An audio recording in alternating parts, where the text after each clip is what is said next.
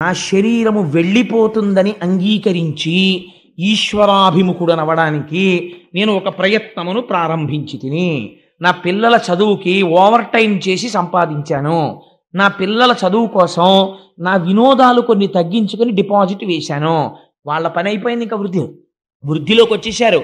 నా పని నేను చూసుకోవాలి, ఇంకా నన్ను ఉద్ధరించేవాడేవాడు. అందుకని నన్ను నేను ఉద్ధరించుకోవాలి. అందుకని నన్ను నేను ఉద్ధరించుకోవడం కోసం నేను ఈశ్వరాభిముఖుడనై ఇప్పటి నుంచి ఒక ప్రయత్నం ప్రారంభం చేస్తాను.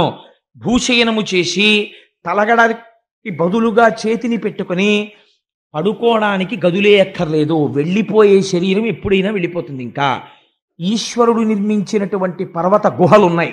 ఆ గుహలోకి వెళ్ళి ప్రశాంతంగా నువ్వెందుకు తప్పించలేవు?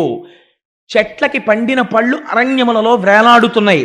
నమ్మిన వాడికి పెట్టడం ఎలాగో ఈశ్వరుడికి తెలుసు. నువ్వెందుకు అది తెచ్చుకుని ఈశ్వరుడిచ్చిన దానితో జీవితాన్ని గడుపుకుని ప్రశాంతముగా బ్రతకలేవు? నేను ఈ మాటని ఆధునికమైనటువంటి భాషలోకి మార్చాననుకోండి, నువ్వు లంపటాన్ని, ఇంద్రియ లౌల్యాన్ని, లేనిపోని అహంకారాన్ని తగ్గించుకుని నీ గతం గురించి మాట్లాడడం తగ్గించేసి ప్రయత్నపూర్వకంగా ఈశ్వరుడి గురించి ఎందుకు మాట్లాడవు?